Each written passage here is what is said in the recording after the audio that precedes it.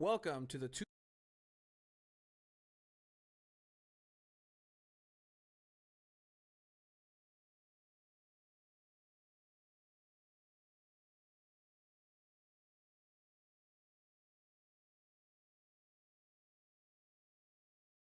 Sandals and shorts, and surf, and scuba, and sand, and sailing, and soccer. San Diego, California.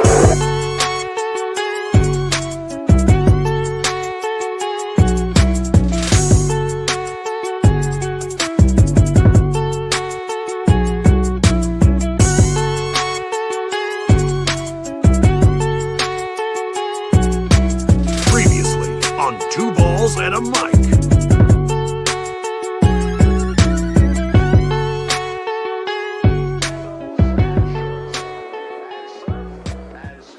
Season's greetings and welcome to Two Balls and a Mic, episode 250. Back here on a Tuesday. Season's greetings to everybody who has joined us. We're going to get down and into it because guess what? Goals, gaffes, and greats. We have a good batch that's going to lead into some good MLS talk. And we're going to go down a little bit down memory lane for 250 episodes consecutively in San Diego. Transformations, aplenty. But we're also going to check in with what's going down in Snapdragon Stadium. Check in on that new sod that's coming in to replace the Kentucky Blue. As we've learned a lot about grass here in the last couple of days, last couple of weeks. We're also going to go ahead and be joined by the Riptides, and we're going to go ahead and speak on a community event that's coming up. Riptides, part of the supporters group, the Independent Supporters Union for San Diego FC. We're going to be having a couple of great events here in the community. We're going to go ahead and highlight that, as well as highlight locally San Diego Internacional, who are one of your two teams that is representing San Diego in the Lamar Hunt Open Cup, who are going to be playing this Sunday at Mission Beach. So if you want to have a chance to see a team that could potentially play against Lionel Messi in Open Cup games, it's a possibility. It's a possibility. It's such a stretch, but it's a possibility. It's a possibility. We're going to go ahead and talk with Barbi. Is it Barbi? No. So today, no one's going to be able to hop on tonight. But we're talking about it because, again, it's very important. On next week. I invite all the Riptides to come on down. Yeah, I invite everybody in the locals to come on down.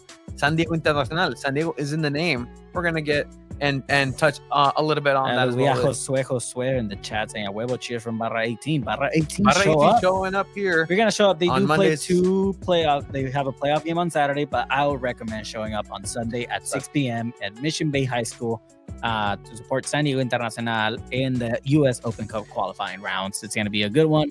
I would say they have a good chance at winning this game as well. So. They have a good chance of winning this game against Chula Vista FC. So another team that's here Sunday, local in the UPSL. It's going to be 100% locally. Barra 18. Josue, like, look, San Diego Internacional. Estos vatos, these guys play at Barra Logan. They played at Papaki. They played everywhere. I think they currently play at Papaki. They were champions of the San Diego County League. Yeah. They're involved here with the Sunday League. Because honestly, the founders, ya son tíos, ya son papás. Yeah. Like, these guys are just like all of us, like broken down parts. This has been a team that's been together for over 12 years. Like some of the same group of guys that started 12 years ago are still part of that community and that part of that team. Just playing in the Sunday leagues now, more for fun than ever. But the UPSL side that they have, it's a competitive one. 100%. And they're good guys. I mean, the captain, Brent Zuniga, is a dude that is working literally in aeronautics, goes to work at 2 a.m. And trains and is a captain of this team and has experience in Open Cup. Freaking dad, too. And is a dad. I mean, that's Superman. So it's a super dude. But you can see a gentleman like him put on and lace him up against Chula Vista FC here. Show with some drums. Sunday. That'd be so cool. Man, let us know. Let us know if we can go ahead and do that and coordinate, because that'd be really cool for the boys to experience that. All right, so let's dive in, man. Let's dive in. 250 episodes, Tony. Seasons. 250 too many, but some would say. Some would say. We're gonna dive in with goals, gaffes, and greats to kick off the episode. I mean, again, no San Diego Wave anymore this season, but we are gonna touch a little bit about NWSL as well. But we're gonna go ahead and get started with goals, gaffes, and greats.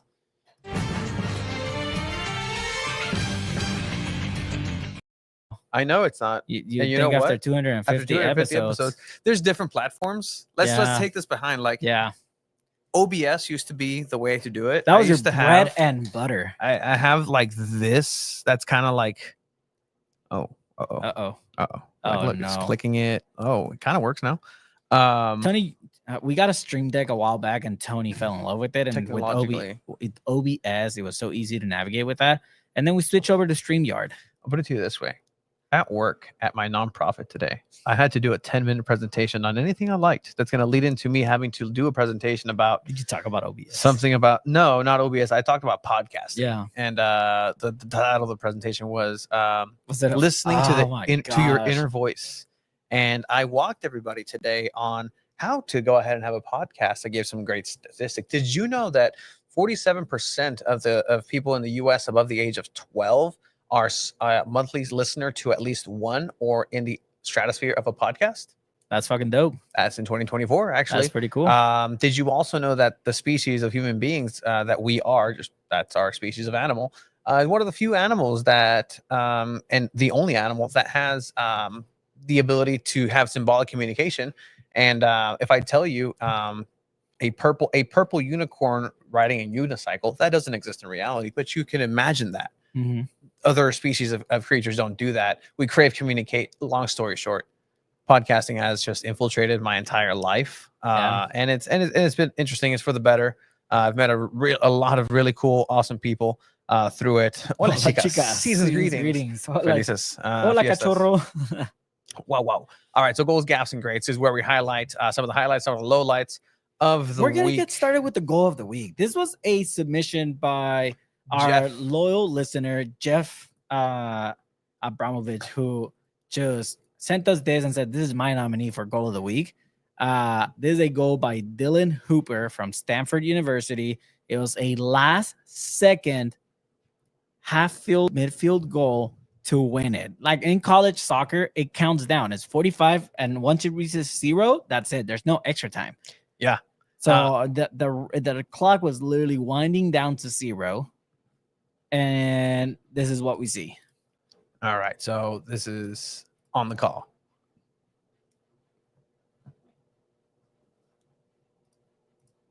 Golazo, güey.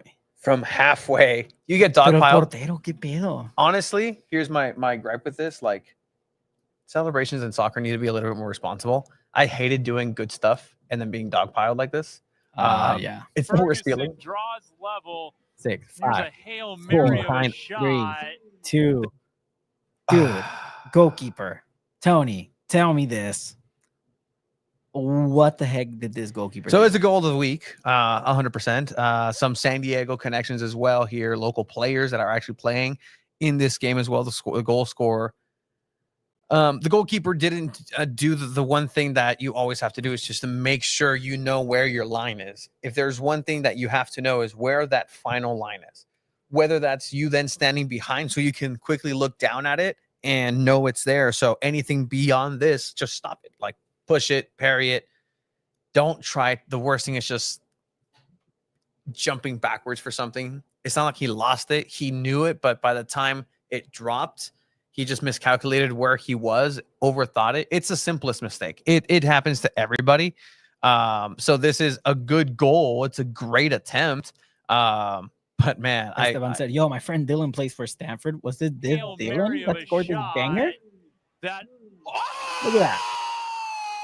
Look at that. Poor goalkeeper. I mean, you stop this. Esteban stops this. I want to say I stopped this. I can stop it. But you have to take the shot, right? Like, look at this. the thing is, this is crazy. It's not like the goalkeeper was too far ahead either. Let's ground ourselves, right? Like that, like the San Diego, the soccer fan that is very maybe pedestrian and only sees like FIFA, right? Like they play FIFA and or EA 25. And that's just the base root of their exposure to the game of soccer. They see something like this, a last second kickoff goal, and they're like, oh, that's not realistic. That doesn't happen. This is beyond what I would then say. Like, I would break a controller. Like, I think I would retire from video games for sure. Yeah, 100% of the time. if I'm the goalkeeper, like just do better. But Come to on. think to do that, like the thing, to do that, was it just was it lucky? Was it a cross? Was it Honestly, just I think hoping? I think he was trying to just cross it to the box. Just get the ball there, right? Yeah, just get the ball into the box, see what happens. And I mean, dude, that's insane. At the last second, dude. Like, that's why Dylan Hooper, you win San Diego Punto Football's Call of the Week. Congrats, man. Sharing this with the likes of Joe Corona. Joe Benny Corona, like up there. Joe Benny Corona and crew making it over to the Liga MX Liguilla, the playoffs. Well, the play-ins. The play-ins Yeah, to so the playoffs. they play Club America next week, Thursday, I believe. And then from there, if they win, they go through to Liguilla. If they lose, they have to play the winner of Chivas against Atlas. It's a new rule. It's like so stupid. 8 against 9th and then 10 against 11th or something like that. It's so dumb. But I mean, yeah. Joe Corona actually did score a goal, the tying goal in that last game against Puebla. So I'll call it quits if I was the keeper. Yeah. Esteban knows the pain. Like it just happens. It was happens. How about the announcer goal call? Look, I am in no place to. I sit next to somebody who does it at a masterful level. Sometimes, not you, Chiva. I'm sorry. But Craig Elston, when I am allowed the privilege to go ahead and call soccer's games, or more recently a Mexico versus USA exhibition indoor match at Front Weight Arena. Which, by the way, thanks, Ryan. That was a good picture. Yeah. The things that people do with cameras is insane. Like, he had already put his camera away, and then I thought, oh, I should have asked him for a picture. So I gave him my phone. I'm like, oh, it's not gonna. I've gotten people like, hey, what's up?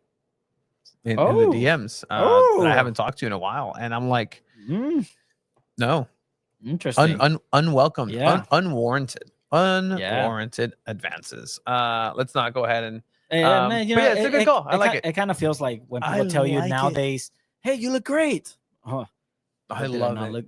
I love that situation because I like people putting people in like weird situations. You know what? It happened at work today, and I cracked up. One of the staff. It was so funny. What happened?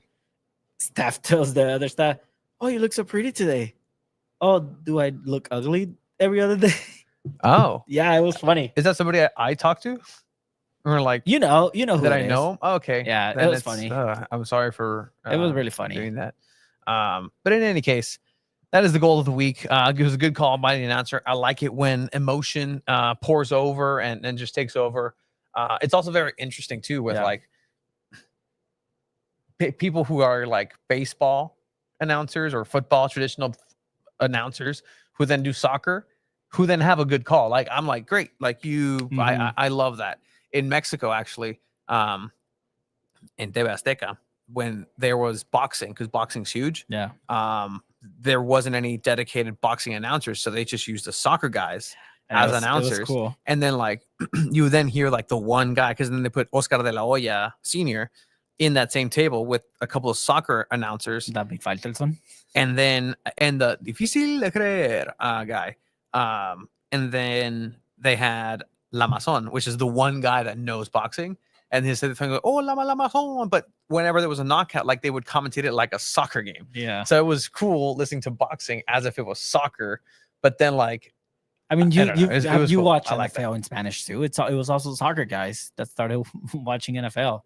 Jeff, thank you for that. That was the goal of the week. Thank you for submitting. Again, this can be for everybody. If you have somebody or know somebody or video out there that happened, a goal that needs to be highlighted, we're going to start working in contacting and actually having like little prizes or tokens, perhaps a little keychains. Oh, we have keychains actually.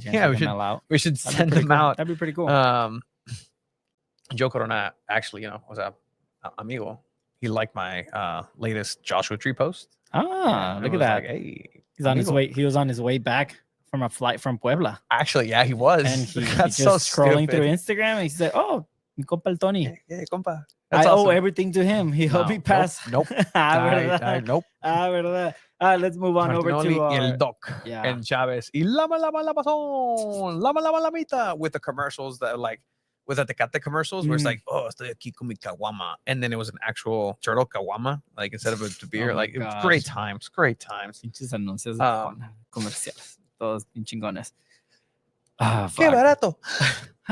Bueno, bonito, Ahí barato. viene el ¿Tú vas al súper águila. o a la comer? We're going to go ahead and have a Spanish version of Episode Two Balls and a 250. Mic. No, I'm just- So we're actually going to be welcoming people to come on. And I know there's a lot of people, a lot of raza that wants to talk about football, and there's not really that outlet. We had it in other versions, and I think we tried with Wave in Spanish. I don't even know.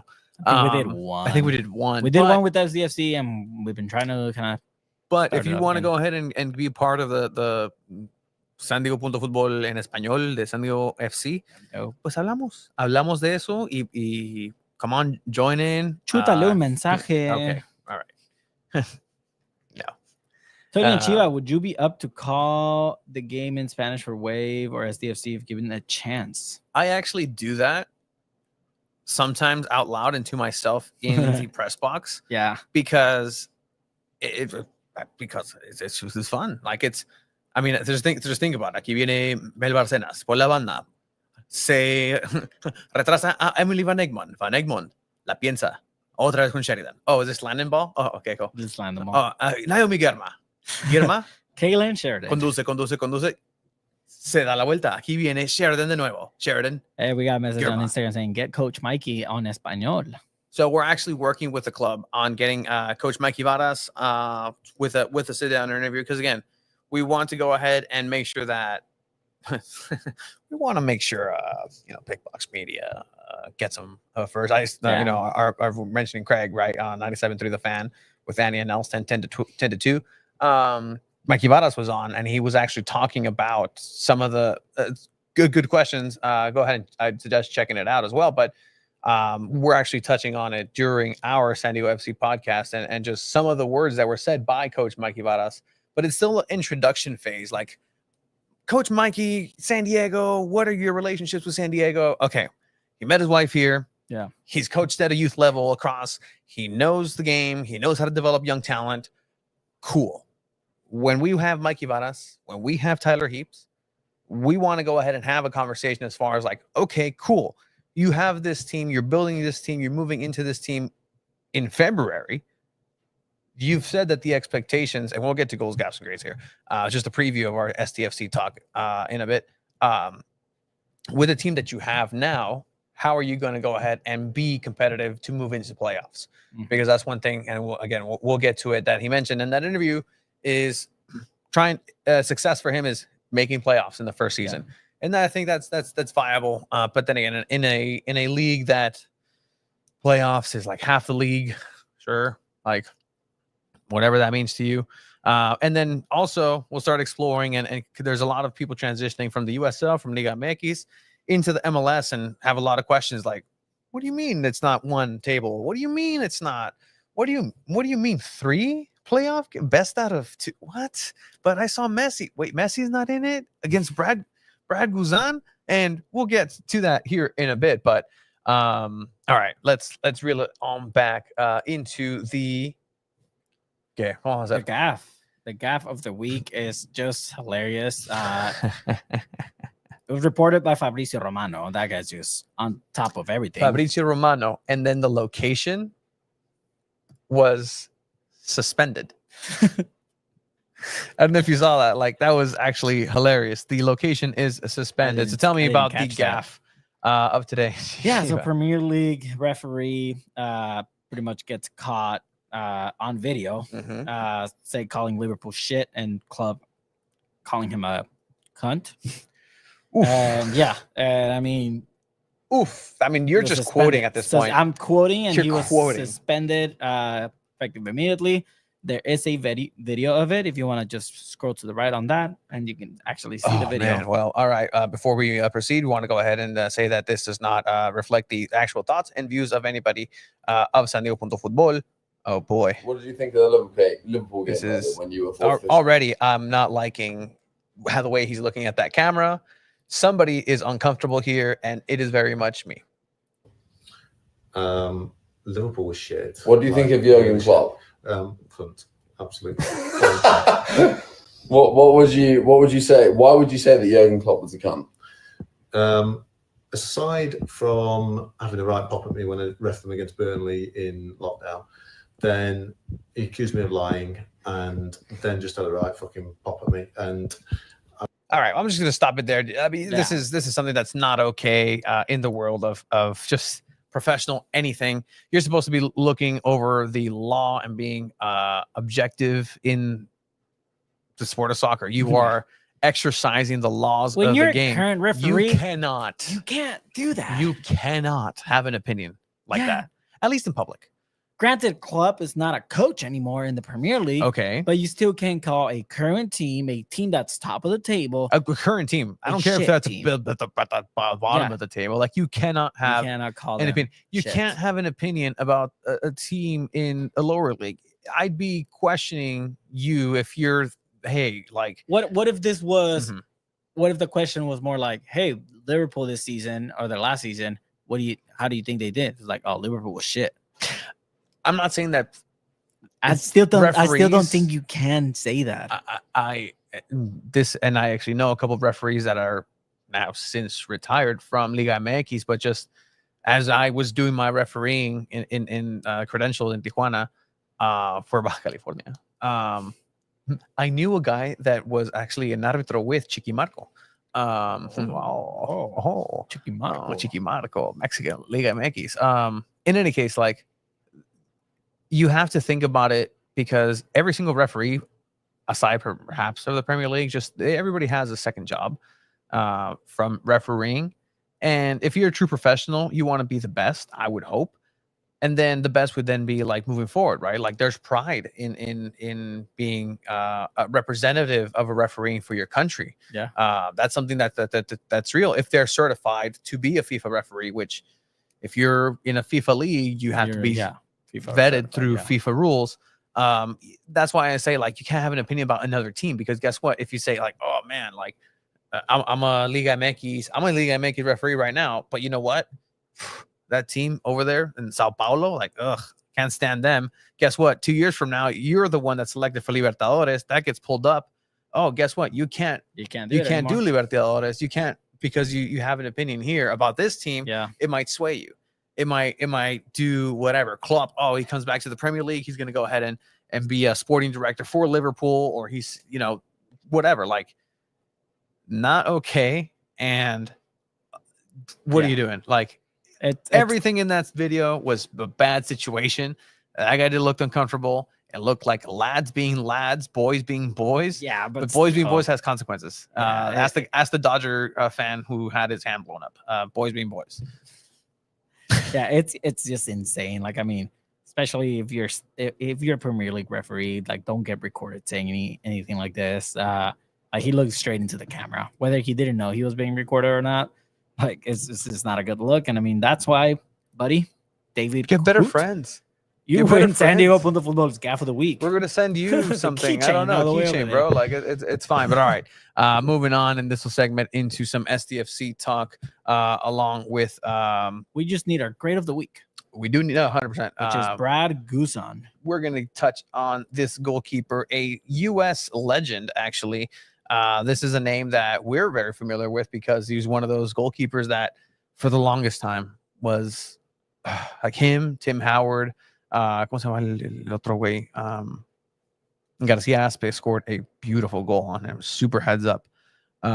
Anyway, the performance from this last weekend from Brad Guzan is something that goalkeepers dream of, in terms of what's the ultimate when you're in MLS. I think now is being the one to say, I stopped Leo Messi. Leo Messi, by no means, is in his prime. This Inter Miami team at home in the second or the last phase, winner moves on. Again, phases, teams, like it's confusing. Is the third game of the series. They were tied 1-1. I mean, Atlanta United came in as like the last seeded team and to make the playoffs. Like, it was just, I mean, this was the biggest upset in MLS in a long time. And I mean, by every metric, by Yeah. every single metric. Wait, And you- paradón, way. like, oh my I God, mean, again, beautiful. we're diving into MLS right Beautiful. now, but this Brad Guzan does win San Diego Punto Football Grade of the Week. But going into just diving into this game, Mhm. I mean, the fact that Messi's out of playoffs, it's just you can tell when the whole league is like Messi's the face of the MLS now, and they want their golden child to make it and it's not win at all. Like shoving Guzan here and all that is just unnecessary. Like, there's no point in doing that. Like I put myself like the situation where Luis Suarez is shoving me in after being scored. I would have seen red, and I don't know if I would. And then you have Suarez telling you get out, and then get have the out. composure again. And you're the away team. You're ruining everybody's night here. You're the goalkeeper. Leo Messi is here celebrating in your face, and you know what can you do sometimes? It's Leo freaking Messi. Like, he's gonna score on you. And then guess what? You have no power on the other side to be the deciding one to score. Like, if anything, like, you're feeling down, you're mad at yourself because, man, had you just stopped that, your team would still be in the lead. But Brad Guzan just put on an absolute performance here. And again, like this type of storylines are very interesting when it comes to the MLS. I know a lot more people that kind of heard, again, with the circle of pals, like, hey, where are you at with this, with the MLS? Well, like, oh, Leo Messi got eliminated and Brad Guzan had a great performance, and that's on their radar, right? More than I've heard anything else be on their radar in a long time. This is one of my favorite stops just in a while. Great cross to the second post, and he just stops it with his chest. Fucking Iron Man, like, that he shit. just stops it with his chest. I think the thing that pisses me off about this the most is that Danny Rios is a striker for Atlanta United, and he used to play for Chivas, and he was absolute fucking garbage in Chivas. And now he's going to play in a semifinal for Atlanta United in the MLS. So did you see what TUDN? It's like rompiéndola en este equipo, but en este no. Did you see what TUDN? They put a picture of Chris Wood, who went to what Premier League was Santi Jimenez was going to Newcastle? Go to? No, not Newcastle. It was Southampton. No, I don't think. Not Nottingham. Nottingham Forest. Nottingham. He scores a goal and to the Nepon. Chris Wood la rompe, la está rompiendo donde Santi Jimenez rechazó. Stuff like that. Of course. But yeah, like, I mean, the fact that Lionel Messi, Luis Suarez is out, like, it speaks volumes. But I mean, again, the rumor now for MLS is Neymar bought a property in Miami. So the rumor mill is going on. He did get hurt with Al Hilal again. They're looking into terminating his contract. But the rumor is that Neymar is going to go to Inter Miami and create MSN once again in the MLS now. Why not? Like, why not? Like, I guess. I mean, vato, it's un pinche equipo de ancianos, and they're still looking where they got. It's very weird because at that age, American sports kind of allows for that, right? Like, it's very interesting because you don't see this happening anywhere else, but there's this new version of sports that wants to see all the powers combined, that want to see the Ninja Turtles and the Power Rangers in the same movie. Like, the Jetsons and the Flintstones are, back at it again. Like, this crossover thing where they want to have everything. The Saudis are doing the same thing with golf. Like, let's go ahead and buy this with UFC. Hey, what if we just throw money on this and have the best fights? Because that's what you want, right? Yeah. That's what they're doing with their soccer too. Hey, what if we just have Cristiano Ronaldo? All right, cool. Neymar. All right, let's just throw some money because it's a big name. People are going to pay for that, and it's being beneficial for the MLS. Lionel Messi, the eyeballs that he's brought, the attention that he's brought. I'm actually, I'm going to reach out to our friend Samantha Rivera just because she's been covering Messi in Miami. Just a reporter over at CBS. In Miami, and then done a great job. That's a lot of the coverage that I've been kind of following in terms of how soccer is being looked at in local markets and in the local market where it's the best possible situation, right? I don't see another MLS market outside of potentially what LAFC sometimes captures in a bottle, because now, you see some you don't see the same passion as you did early on sometimes, unless it's playoff and it starts picking up, and that's natural. Yeah. It's natural for any team, but there's a fever pitch in Miami because you have that, and that's been working on a financial side of things. It hasn't necessarily worked for results. This team is now qualified for the FIFA Club World Cup somehow, and shenanigans be shenanigans, MLS be MLS. This is kind of what San Diego is now going to be facing and in the midst of. San Diego FC coming in and being the new face in town. Again, the inaugural match against LAFC. All right, you can go ahead and have Galaxy. Galaxy in LA. And so that's going to be just that storyline set up already. Yeah. LA versus San Diego. At Carson, there's storylines with San Diego sports teams in that stadium. Like, And then who's going to come play? It's St. Louis. then they're going to play a home game at St. Louis, have two big events. The first big events, SDFC's inaugural match, first match ever, historic. Away, then you're going to have the first ever inaugural historic home match against St. Louis FC, a team that is also going through their growth. They're coming into year 3 now. This is year, three. First year they ended up in playoffs, so that's what Coach Mikey Vadas for SDFC is saying, that would be the measure of success. And I think that answer kind of coincides with what St. Louis was able to do right off the bat. They did something really cool. They captured the attention of the city. They captured a lot of really good things that were fed into the existence of a USL team there. Yeah. Much like in the same way, like it or not, for as much of a stepping stone or footnote as it was with San Diego Loyal and the USL Championship here in San Diego, it's something that definitely existed there. But now SDFC is coming into it. Yeah. Would you say? I mean, let's just talk SDFC now. If SDFC does not make playoffs year 1, would you call that a failure? I think it's a little hard to kind of pinpoint that right now, right? Just because we don't know who the team is. We don't know who the player is. We don't even know who the assistant coach is yet. We do know the football leadership team has been selected by Tyler Hibbs. We have Mark Persson, who's going to be the assistant sporting director.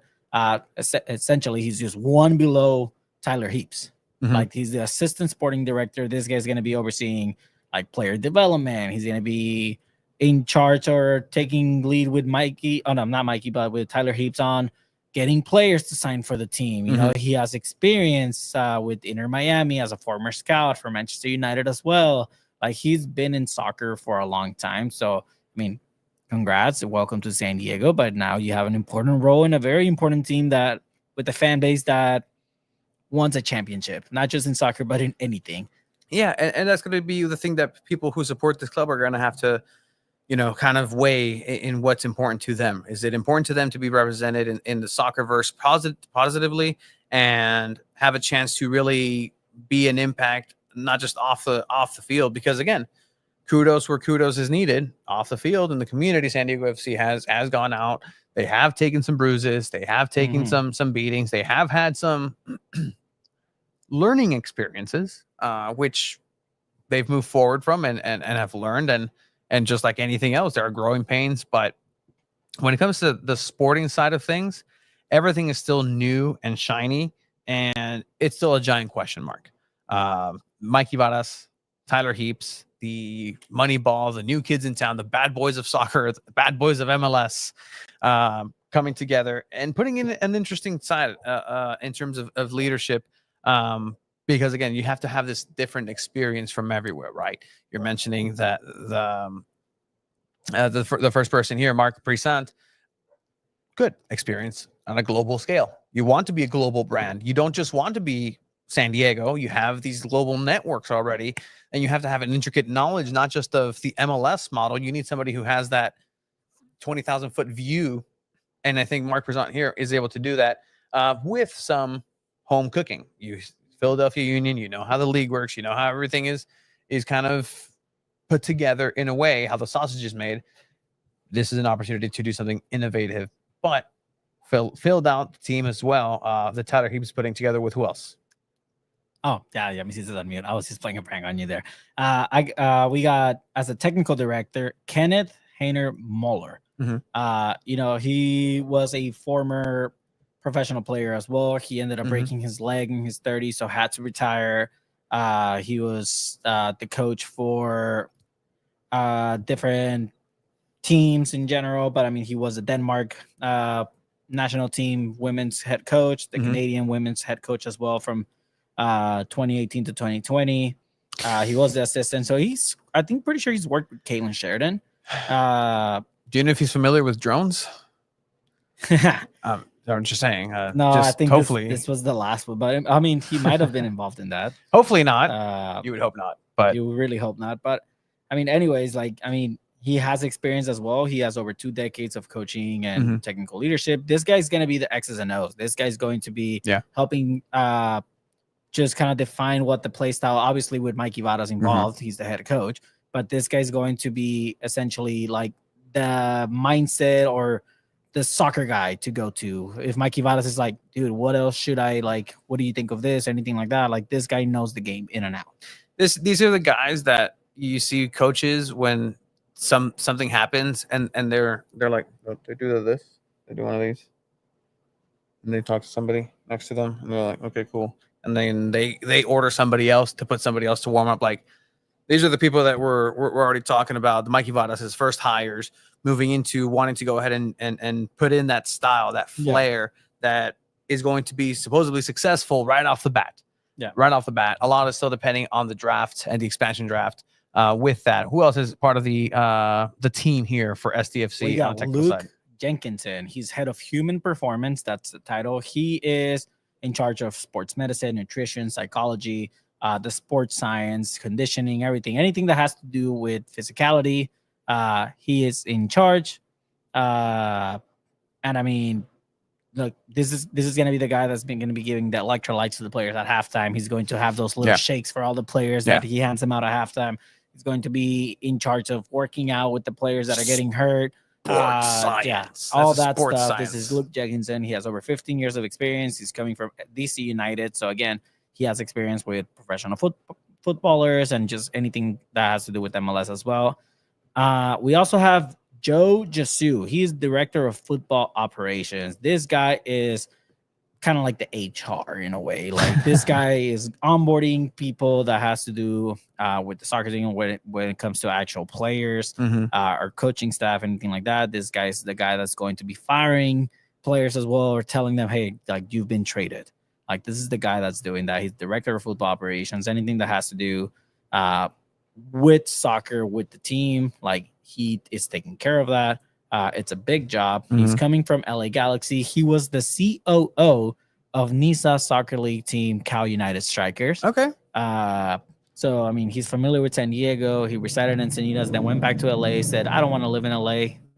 San Diego FC, hire me. Smart came back choice. to San Diego. So he has experience in the MLS as well. So he is the director of football operations. And that is pretty much your leadership team. I think what's next is the coaching staff. Like, then that's up to Mikey Vadas, who he wants to bring as an assistant coach, as, you know, like goalkeeper coach, technical staff, like anything like that. Like, it's up next. Who is their right hand person? Who is Mikey Vadas going to lean into and really execute his vision, right? Because these are just the parameters that is needed, and a lot of the signings, a lot of the office movements, a lot of the front office movements, a lot of the technical side movements, just filling out a team.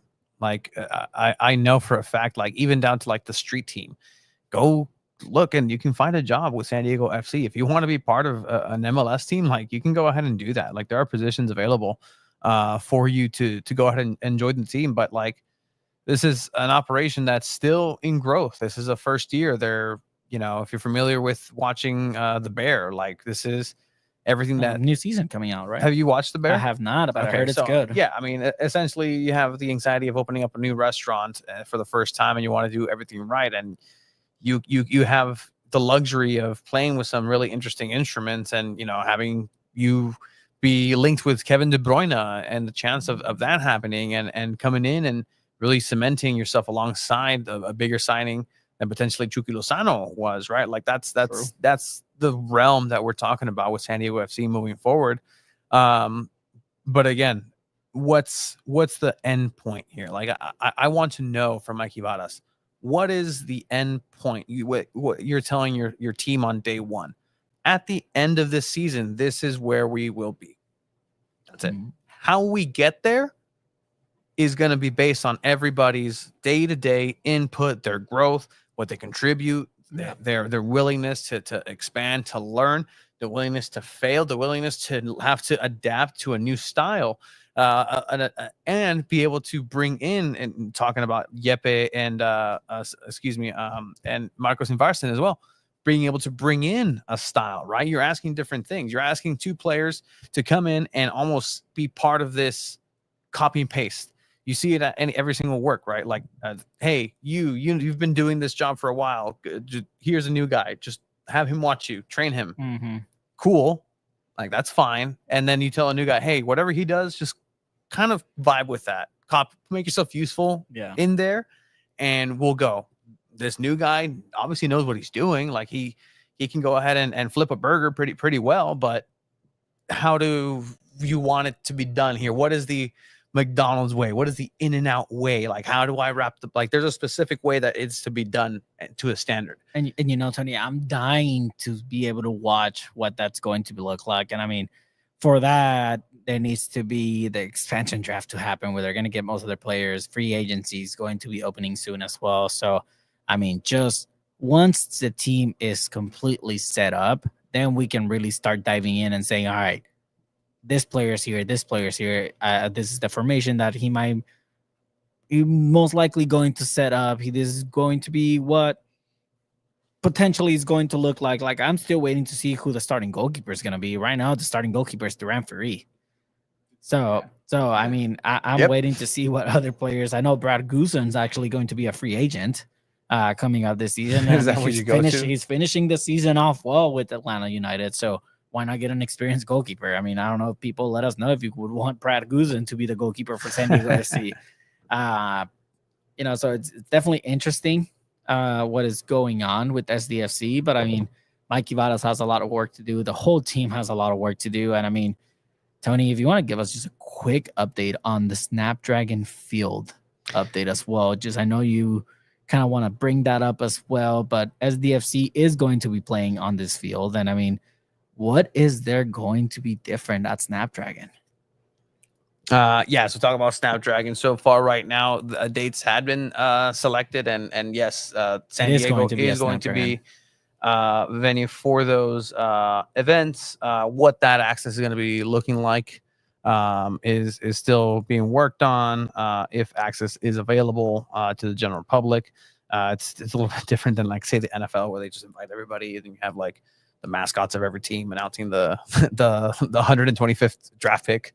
But yeah, so it's gonna be local. But San Diego FC will be playing at Snapdragon in a couple months, and so it's actually going down in terms of renovation, because we have been talking about this recently with everything in terms of the turf. The turf at Snapdragon Stadium has been a point of conversation recently, for not the right reasons. People are obviously, you know, from what we spoke about, looking over into USD and what that situation looks like. I got our friend Andrew here, and we'll take his screen grab and kind of share what was shown here. This is a football game, and you know, if this works for football, I'm not here to question it. I've never played the sport. Please educate me. I would love to learn. But if this is acceptable in that sport, then that's fine. Like, it's a football stadium. This is San Diego State Stadium. This is the San Diego State's football team doing this. Like, hey man, I have no qualms or hey man, we were told this was a soccer specific stadium, and that's fine. At this point, you know, we kind of roll with the punches. And I really think that it's what are you going to do for me now? What are you going to do for me lately? New turf is going to be installed after Monster Jam, and that's kind of what was already projected. It was already in the plans. It's not something that had to be changed. Saw us you play on the pitch, and horrid. Yeah, I mean, it's not the best at all. Update on the kit launch. There will be more information. It's going to be coming in depending on the manufacturer, Adidas, and how much they do produce, because I know people have been asking for even just something Adidas. Like there are a couple of Adidas branch. There was a jacket that I wore the other day that people were asking me for. It's like, oh, you got that SDFC jacket? No, I got it out for $10 at the Viejas Adidas outlet. So I mean, go find yourself some Adidas merch over there. Such a deal. But yeah. So what do you think about this situation that's happening? Do you think it's going to get worse? And I'm just asking you as a person who's been there, right? We hadn't seen Snapdragon in person in such a state, even with everything that was going on. But I mean, what do you think? I think that this guy told us that this was a soccer specific stadium. Should go. I mean, you mentioned it, Snapdragon, right? Like stadiums here in San Diego are a bit of a touchy subject. There is a museum of rendering somewhere in downtown, probably. But you know, there's been a bit of a departure of saying that it's a soccer specific stadium. Would you still kind of agree with that? Go along with that? So sick. I mean, it's almost like a multi-purpose venue at this point. I'll let you know how Coldplay was tomorrow, and in the concert setting. I miss Jimmy Buffett, unfortunately, but it's one of those things where there seems to be a need. If there is a need for maybe something to grow with something that's only soccer in that house, would that be something that long term you'd be open to, would be interested in for this team? What's a long term mean? I mean, if an opportunity arises, say in 10 years to have that spot where the power plant was that blew up a couple years ago, that was supposed to be the Chargers on J Street in the marina. If that becomes available at any point or any other land, is that an opportunity that then gets seized? Is that, you know, how is that? Well, first of all, I call Snapdragon a soccer specific stadium because it basically is. Okay. There we go.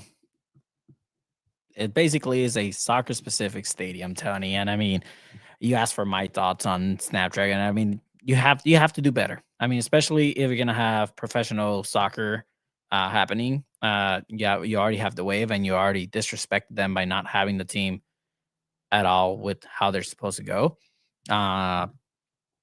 You have SDFC coming in, and they're dropping more money. Tom Penn told us in this interview that they're paying more rent than San Diego Wave are, so they get priority in scheduling, and they should get priority on the field. But is the field going to be at this quality? I mean, MLS, CONCACAF, like FIFA might even intervene. And I've said it before, like Lionel Messi may not want to come to San Diego and play if the stadium isn't that quality. If that field condition is that crappy, San Diego won't get Lionel Messi. So, I mean, that's what I think. And I think Snapdragon really does need to get it together and provide a quality grass, because at the end of the day, it has to be safe for the players. Yeah. And at the end of the day, like a learning experience, right? Growing pains. But this is just kind of now hour zero. Like February is right around the corner, and we'll find out. Like we'll find out, and I hope they get it together. There's a lot of hardworking people down at Snapdragon talking with the actual team ops for, you know, San Diego Wave. Like it's something that real people are working hard on, and it's not. It's somebody's bad Monday, essentially, as well. But some people have worse Mondays than others. This is not a happy situation for some individuals, but overall, hey, you were contracted for a reason. Let's go ahead and do a good job at the end of the day. All right. I want to see if we're going to be checking in with our segment for El Zarape de San Diego here in a few. But I love to hear what other people have to say, because again, there's a lot of thoughts. There's people who are at the end of the day, it's just like, oh, I don't care. MLS is being played here in San Diego. Like that. It is what it is. It can be a competitive advantage, even. You know what?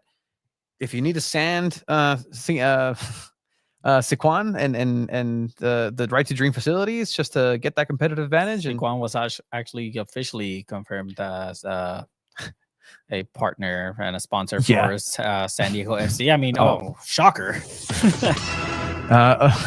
Officially through San Diego FC Communications, as Chiva just mentioned. Yes, they are. Siquan is now the official partner, the official socio. Yeah. officially, because I guess it wasn't a partnership. It was just like ownership. It's Sick One Casino Resort. For so now Casino Resort, 100%. Part of the Chrome Club. that's gonna be their nickname, the Chrome Club. They giving themselves that nickname. That I like that. It's probably gonna you make like that nickname, Chrome Club. It's not my place to say. It's probably gonna take Messi not wanting to play at Snapdragon for anything to really happen. I can see that happening for sure. That letting that be a wake up call. And- And I mean, Mhm. I think something even more drastic than that is, I mean, they're supposed to be hosting Gold Cup matches this summer there. I can see CONCACAF saying, well, this stadium is not what it was last year. Maybe we don't want to have any more CONCACAF Gold Cup matches here in San Diego. So, I mean, you kind of have to fix that, especially in a very short turnaround. You have 6 months to fix it. Absolutely. And so there is a contingency that for sure, and I know for sure, and their numbers are growing, and they are doing everything they can to go ahead and be the voice of San Diego and be that representation. Because, you know, at the end of the day, players are going to come and go to represent the crest, to represent the city, to represent the area codes, to represent the neighborhoods, the 18 as they call it. And hey, let's unincorporated areas, we love you too. Lincoln Acres, Lakeside, other unincorporated areas in San Diego. Lakeside. This guy. Yeah, dude. Chrome Like, I Box have to Tours call here the in Imperial sheriff. Beach is Saturday. I have to call the sheriff. Oh, wow. Like that's what happens if I'm in trouble. In the HOAs. Yeah, well, okay, relax. But in any case, we're gonna go ahead and switch gears here a little bit from SDFC talk, and we're gonna table that because we are gonna go ahead and do a little slight pivot into the community segment that we have here on San Diego Punto Football, where we get to talk to somebody in the community, somebody who's mover and shaker, somebody who's doing something positive in the name of soccer in San Diego. So with that, we're going to go ahead and bring on our segment of El Zarape de San Diego.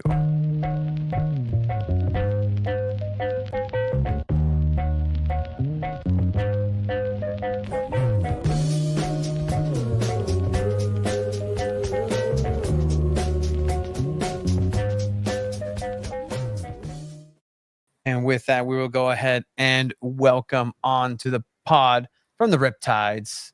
I've actually met her a couple of times, played soccer alongside the great Chantal. Welcome on to Two Balls to the Mic, San Diego Punto Football. How are you? Thank you. Thank you. You mean tried to play soccer. You were a champ. Oh, no, those kids had nothing on that squad that day. I will say, and credit to you, but fellow Riptide Marlisha. Wow, just excellent. Those kids made us give us a run for our money. My goodness, I've never broken a sweat so hard. Tony definitely has experience playing soccer against children. I mean, with our full-time jobs, kind of. Well, that kind of got phased out. Yeah, I had nothing to do with it. The children were fine, but you know, when staff gets hurt and paperwork and workers' comp gets involved, I think they say, all right, let's go ahead and not break ankles, even if they're yours. But in any case, welcome on. Thank you for coming in. Just real quick with the Riptides, how has that experience been for you, coming in and really getting involved with the community? Because I see you everywhere with the Riptides alongside Presidente, Matt, and Justin, who are just, you know, the triumvirate, if you will. But how has this experience been for you? Honestly, Tony, it's been so much fun. I mean, you nailed it perfectly. So Matt and Justin were the ones that recruited me. They approached me and were like, hey, you want to be part of us? I'm like, well, what are you?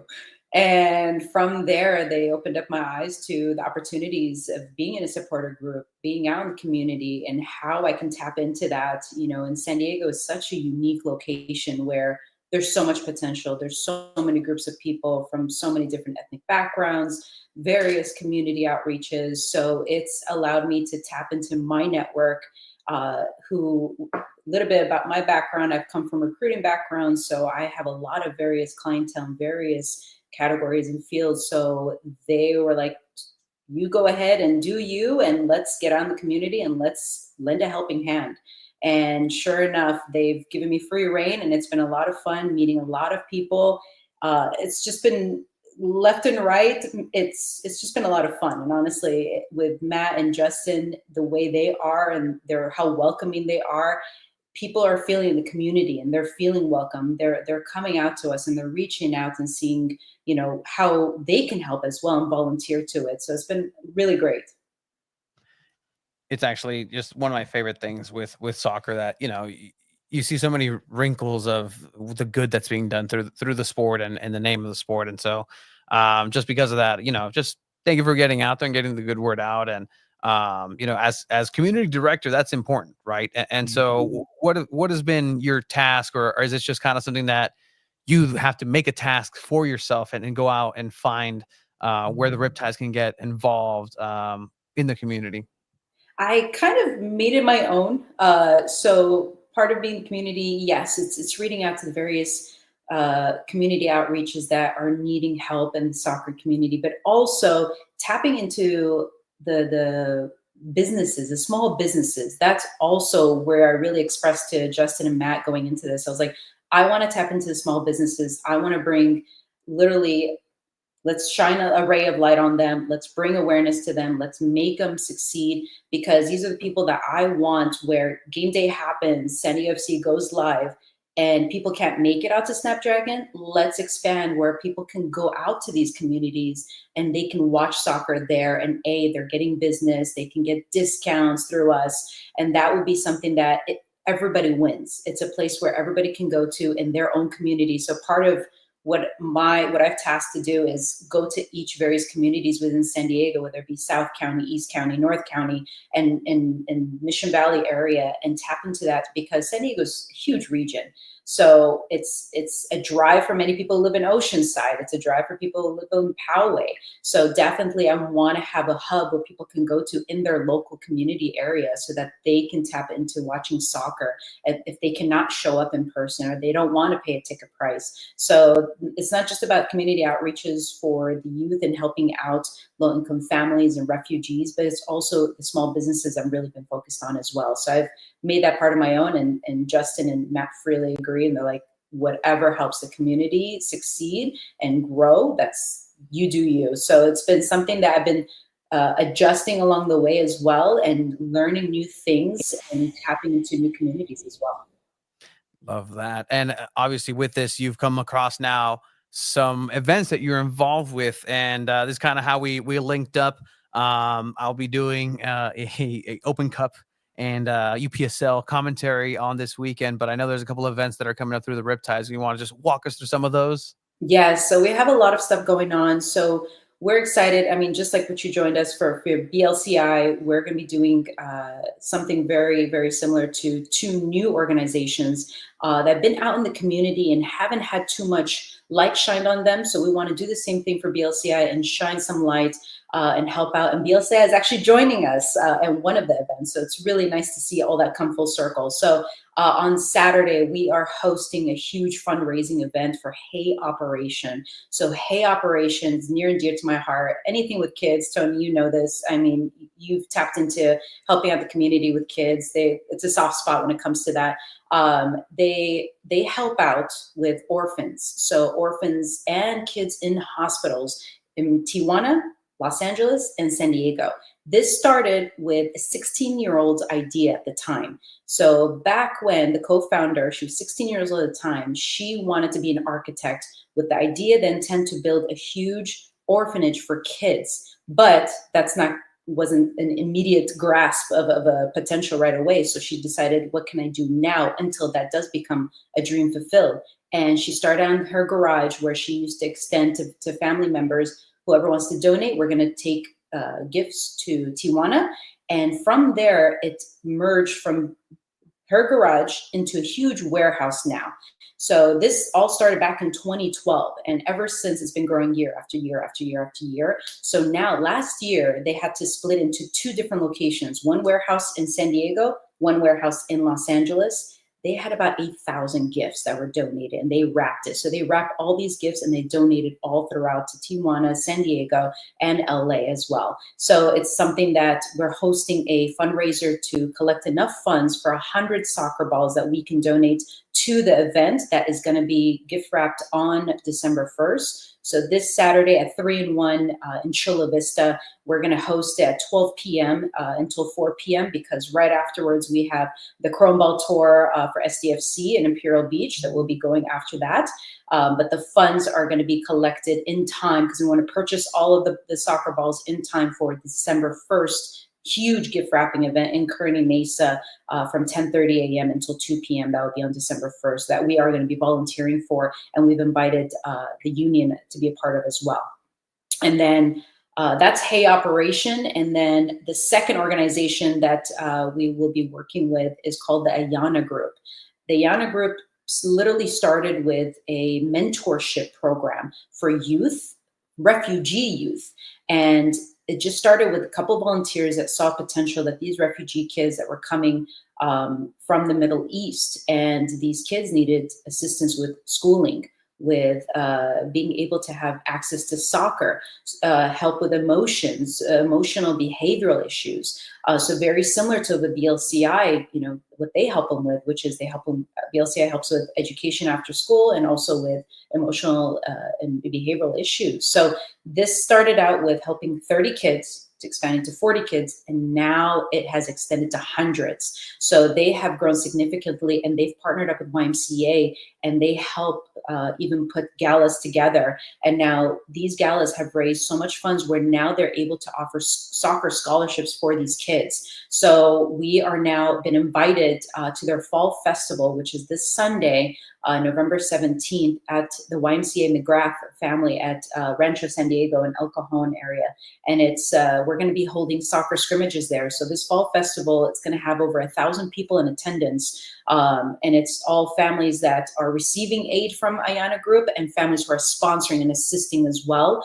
BLCI will be joining us at this event as well. We're going to hold a soccer scrimmage where we're going to have little soccer clinics for various youth groups and a soccer tournament as well. So there'll be music, there'll be jumpers, there's going to be fall festival games, there's going to be also food available. And I actually just met with the union leadership meeting we had just early before this, and we're going to have all union be a part of this as well and have a presence there. So it's going to be really awesome. We have volunteer coaches, and anybody else who wants to volunteer, please by all means reach out. It'll be really awesome.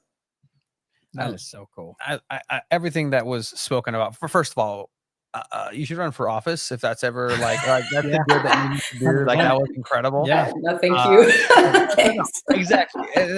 We need people like that just are able to articulate it and find the good in what's necessary out there. I mean, that's near and dear to our heart. Like literally, one of those locations is our employer. And it's literally something that we deeply care about. And speaking about just like the funds as well for the soccer balls and this reality, right? Like people think like, oh, I'm just going to donate and it's easy and they're going to get 100 soccer balls. No. There's so many things that people think about. If you cross 100 soccer balls at once, there's a slight chance that in crossing, Mexico's going to be like, you need to pay taxes on that. And then that's an additional fee. And you see it, and this is a reality of just what happens, right? You see those giant, massive toy trucks, not toy trucks, the truckloads filled with toys and bikes that like the Hells Angels collect, and they donate, and they're stuck at the border because they have to count every single one because they have to pay taxes on a donation to orphan children. Like these are the things that sometimes don't get thought of, and I'm glad that emotions are happening to go ahead and alleviate some of this because it's the reality of things. And this is something that again is connected because of the game, because of SDFC, because of the supporter groups because of great people like you and yourself and the union that's coming together. And I think this is what can be done, right? In terms of what's been going on with SDFC, there's not a lot in soccer wise, but if you look at the nitty gritty read in between the lines of what's actually been happening, it's a lot of what's always been here. It's people helping people. It's people shedding the light where it's necessary. As far as a further call to action, Chantal, like what else do you see like a need for people to just come out? Because again, there is something about hey, let's throw a couple bucks, let's throw a sock bar, but like being out there and being present, how big is that? That is the biggest thing. It's easy just to here's money to it, but it's the physical, emotional presence, just to be there, just to show up. That means so much. That means you care. You want to you want to make a difference. And I mean, I've grown up in San Diego my whole life, and to me, using soccer to tap into helping various communities where I come from a Middle Eastern background, but I grew up in Chula Vista. So I grew up with Latino culture, and it's very near and dear to my heart. I learned the language because of it. So it's something that I see so much potential in the Middle Eastern culture, in the Latino culture, and the Asian culture. There's so much opportunities that if only people just are open, how can I help? What can we do? Small thing, just small thing by showing up makes a difference. And it's just that presence there. And to me, soccer, just look at the World Cup, how different nationalities all come together. This is the one sport that does that. And that's why here in San Diego, that's such a unique place that we're international. So all these international groups, I see potential to tapping into all of them and how we can help each other. And that's by best helping the community and using San Diego FC through that. And they've been very willing and able to help with that. It's been awesome. That's great to hear. And again, just keep getting the word out there. And however it is that you do, I'm glad that the union is also in support of these events, because it's shedding light on those different aspects as well. And I mean, again, if anything, we can help spread the word or just have it on anytime, Chantal. Like we deeply care about this, and I really wish I could go to school some kids. I know you did so good. I swear the kids loved you at BLCI. I was looking forward to if you joined with this one, but next time we're gonna have another one. Don't worry. They're asking, demanding another game, so we'll have that soon, hopefully. 100%. I've been training. No, for that time. But again, I want to go ahead and thank you. And part of the Riptide, right? Like this is the group of individuals that are coming together, putting their own take on supporters groups and supporter culture here through the MLS. You can check it out, riptides.club for the website. Anything else for the Riptides or anything else coming up that people should be aware about? We have a lot of events coming up down the line. We will be sharing with that. We do have a lot of more community events and union with union events as well. It's going to be something that we're from now until February. We're just back to back to back to back. So keep our Instagrams in line because we're going to be posting about various events that are going to be coming up. But other than that, thank you guys for having me. You guys are awesome. You're always in support with everything that we do. I appreciate you all. Thank you. Thank you for coming on. Thank you again. And again, get out there in the community. It's part of it. And this is what San Diego is all about. Chantal, muchas gracias. And this has been El Zarape de San Diego. Go ahead and put it on, Chiva. Thank you.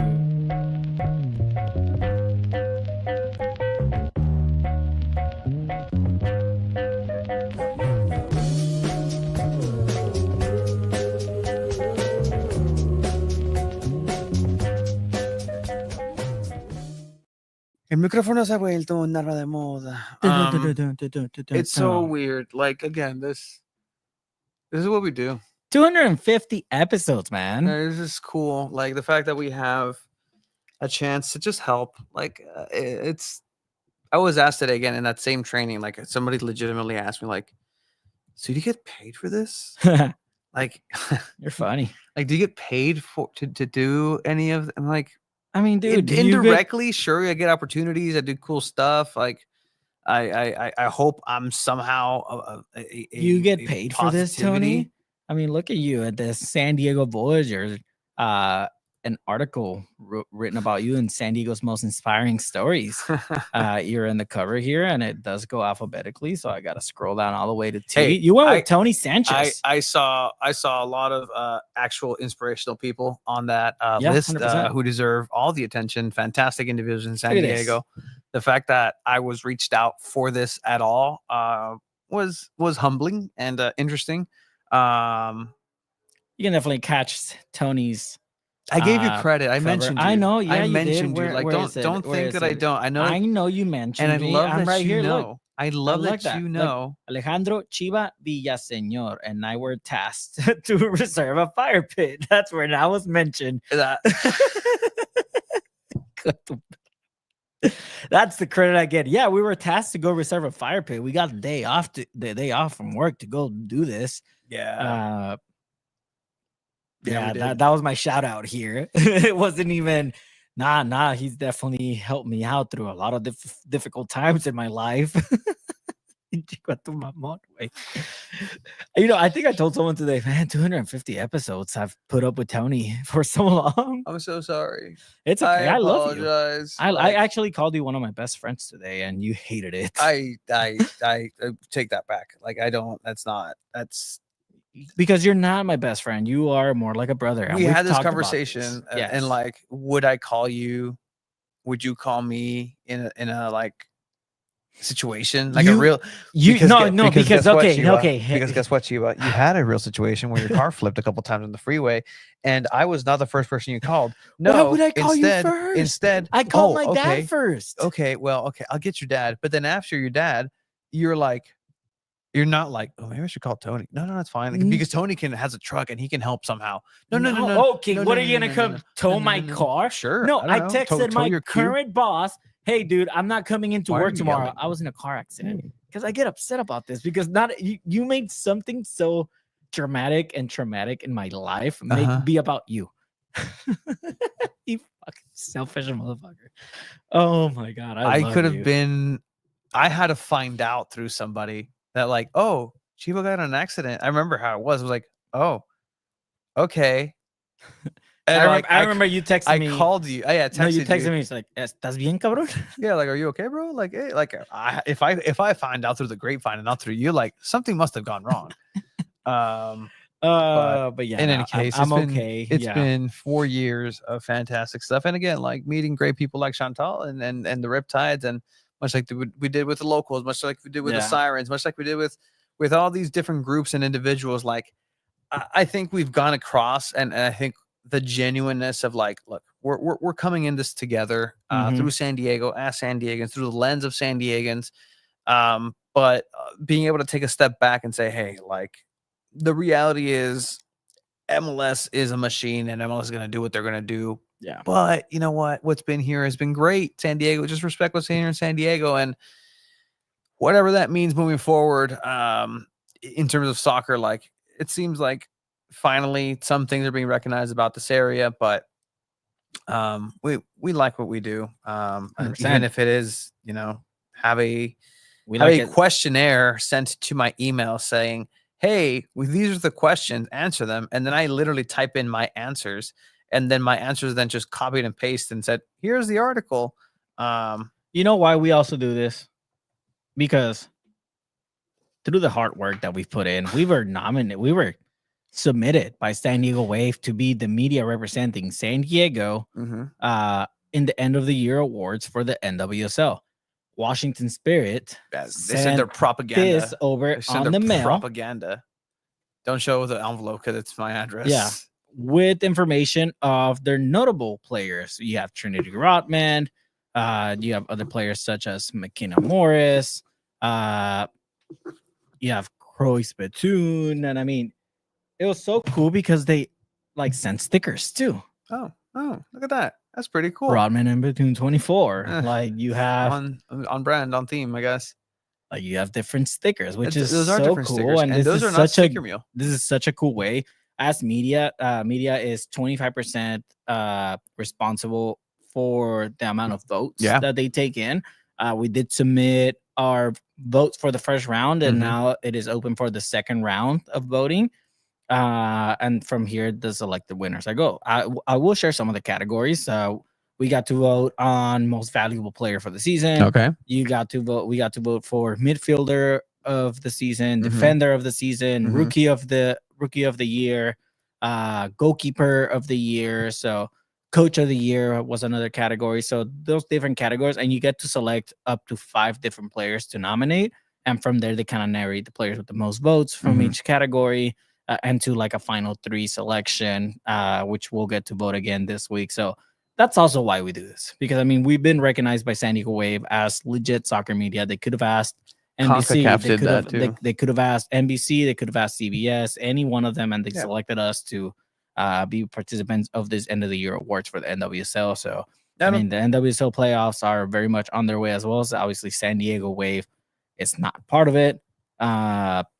We don't take that lightly, and that's why, like, when it comes to like asking and waiting in line for our turn, when we do get Mikey Vadas, when we do get Tyler Heaps, I just want to talk ball with them, and whether they get paraded around different outlets and avenues and doing the thing, because yes, they need to get the word out. Like, if I'm a San Diegan, I don't know if anybody wants to go ahead and just throw in their 2 cents as well, how they feel about it. Like, have they done enough to get out there? Have you have they done their due diligence to get the just standard fan, that a casual soccer fan in San Diego, to buy into this project? Like, are they out there?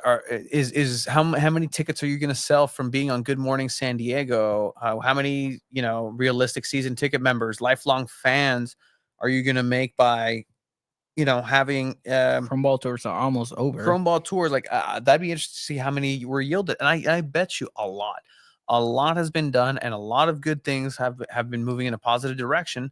But do you know where the last Chrome ball tour is going to be? Snapdragon Stadium. Snapdragon Stadium, and there's a tournament that goes along within the Chrome ball tour. Like, that's going to be a big event. That's going to be the first Chrome ball tour that they are requiring a registration fee for teams to participate in. Yeah, I believe it's $250 per team. Yeah, so that might be an avenue that some ligament of San Diego FC moves into, a little bit more of street soccer paid tournaments, and for the street scene, and that took a life of its own. We covered the ISFA street soccer tournament with San Diego FC having a team represent not just San Diego but the region, with a couple of players, international players, both sides of the border players. To be third place in the world in street soccer, that's great. So San Diego's name is out there. Like, they sent a documentary crew out there to have this first representation of SDFC be in a World Cup like that. That's cool. But is the average person really bought into this outside of the novelty of soccer in San Diego? Wow, Chucky looks like. There's going to be really good pyro. There's going to be really good atmosphere. Like, these are the things that San Diego will have to answer for San Diego themselves. And whether or not it's a sellout in year 2 on a Wednesday to watch, San Diego FC versus Philadelphia Union, like, all right, like it's go time. But again, thank you for everybody who's saying thank you, Esteban.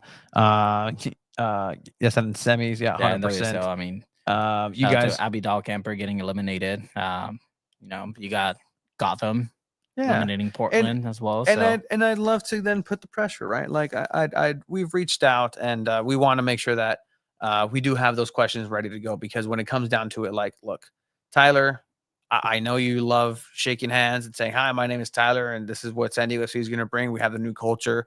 If you're Mikey Vadas, I know you love saying, like, I'm ready to go, and the flow and the communities bring back together. We're going to have a team that's going to win. It's going to be passionate. We want play out. Like, okay, cool. Now let me talk your language. How are you going to do that? How do you want this to happen? What do you think is going to happen when you have your team put together and it is the 80th minute and nothing's going right? Are you going to say, like, I'm going to abandon the right to dream model? You know what?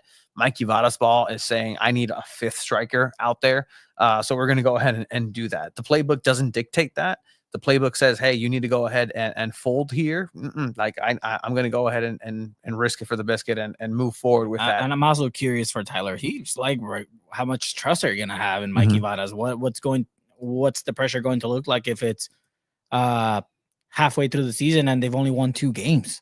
Like, are you gonna ride it through with Mikey, or are you gonna say, no, you know what, this isn't working out, sorry, you're out? Obviously, it's the first season, but it's happened before. He has the benefit of the doubt of saying it is the first season. It's a long-term project. You know how to work with youth, so you got to give him some time. Hey, an expansion team making the playoffs in the first year is wishful thinking anyways. And St. Louis doesn't always happen. Like, that story doesn't, but there's a lot of firsts that San Diego FC needs to cross.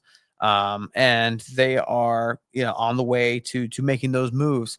Rumors are that in terms of the transfer portal, there is still a big fish out on the radar that they're trying to get and reel in and really negotiate into. But even if that's not the case, then you need to build a team that's going to be successful in the MLS. As you saw, maybe having Messi doesn't answer all that. You got eliminated by Brad Guzan and company in Atlanta, and they're playing spoilers. But guess what? Now you start building a storyline because Messi didn't win it this year, but next year with Neymar, they're going to go ahead and be the team and whatever. But then on the other side, you have the underdog of, wow, well, Atlanta, oh man, I thought they were done. They used to be good. They had the best attendance in the MLS. They were the team. They were the shiny star of the MLS for a good while. They're the soccer capital. They are the soccer capital. 100%. They won championships. They had the fan base. They had everything that you wanted to have in a brand new MLS team. This is the image. And, it was replicated. LAFC kind of took some notes from each other. Like these two entities fed off each other. Now it's like the second generation of that. St. Louis FC did their own thing. Okay, cool. San Diego FC is very different. It's thinking, it's thinking outside the box. It's like it wants a liberal arts degree. Nothing wrong with that, but hey, you're in a family of doctors and they are the ones that are kind of like putting you on the side. Are you okay with that? Are you okay with your own happiness? The comparisons you make, dude. Are you happy with your reality being that, hey, you know what, I'm just the guy that I like to do art. I don't like to do architecture. Like I don't like to do I just like I don't want to be a doctor. I want to talk about contrapposto and the Corinthian columns, bro. I want to be a I want to talk about the Gothic cathedrals, Monet, Manet, Van Gogh, Caravaggio. Okay, somebody took APR history in high school and did pretty well and got a 5 on the AP test and did pretty well. But Tony, we're going to move into, again, more SDFC talk. People are going to be interested. There is information that's going to be coming out very soon in terms of team building. But ask the team for it. Like, I want Mikey Varas here. Or I'll go to the office. But 250 episodes of dealing with soccer in San Diego. Okay. We've had many soccer teams. And you know what? I did put together a little video of some of our intros of different videos dating back from episode 1. Oh boy. Highlighting some important episodes. And then I did come up with a little quiz after for you. Oh, this is fun. So it's a little 4-minute video. Obviously, the quality's not the best. I mean, some of it was all screen recorded through my phone, and the editing, honestly, I made it pretty quickly. But this is just, did you guys see that Mikey Varas and Tyler Heaps went to La Mesa Chrome Ball Tour? Yeah. Shout out to SDFC Bros getting a quick exclusive with Mikey Varas. Yeah, no, 100%. Like, again, we've spoken to Mikey Varas during his presentation. Like, it's fine, but like, I want that in-depth conversation, the nitty-gritty, the sit down and get to know what he's going to be coaching. Because during the season, I expect to be at Singing Hills Springs and just and seeing the training and having those talks with them at training. Look, and man, seeing how that's SDFC be, Bros so. got Mikey Varas. We got Landon Donovan 4 years ago. So I'm just kidding. All right. With the phone. Single Nine Talker saying no Abraham. Yeah, there's no more wave. Like, no. Well, why would we have Abraham on, dude? I'm just kidding. The boy is enjoying a vacation in Japan with his family. Japan. Abraham is currently in Japan having the time of his life. We invited. What time is it in Japan? Well, I don't know. What? I know you don't know, Chiba. That's why I'm 12 hours ahead. I swear, if it's 12 hours ahead, and you couldn't tell me that it's not 12 hours. It's 2:25 p.m. It is the middle of the day, Abraham. I don't know what you're doing over in Japan, but I invited you to come on. You must be doing something really important, I guess, to not be down for that. But all right, Chiba, you put something together. What is what we have? We can talk over it. 2 Balls and a Mic, episode 001. Thank you guys for joining us. We're again still very excited to start. Some of y'all have seen this before. Our first episode, and then I got another one just sleeping out of nowhere. The audio goes up and down. You're struggling to be alive here. More of that or less of that. This dude played like 7 games. I actually played. I carried the team. I was guys. Landon Donovan here. And hey. 2 Balls and a Mic podcast. This is an incredibly Long intro. It was our first ever intro. No, like it goes for a while. Like I'll put the volume back up, but it's essentially the intro that we have now. Yeah. A couple of notes on there too. Like that was our first logo as well. That was our first logo that you concocted through some sort of app. And you brought it up. You brought it to life with a little sticky note. Yeah, no, the sticky note is legendary. Yeah. I have that. It makes the video. It does make the video. Makes the video. Here you are talking to Landon Donovan in episode 3. This is how we started our 3rd episode of our podcast. Oh my god! Welcome to Two Balls and a Mic, episode 12, episode 1 in quarantine. We went through a pandemic and then we got a new intro with a new logo. All right, so this intro, I went on Fiverr and I paid $5 to a dude in India and said, "Could you help make a sports podcast intro?" And this is what he came up for $5. It was pretty good. Because again, like I haven't. All right, cool. And it's really cool to be like, all right, that's cool. That's what I asked. No, that's what I asked. Pause this real quick. Vete la madre, güey. You made me feel so bad. You're like, yeah, look at all the work I've been putting in. No, 100%. You paid $5. Paid $5, and you're barely finding out right now. Yeah. Yeah. No, I was on my way to Mexicali, and I was in the back of the seat, and I texted. You text me. He's like, you text me.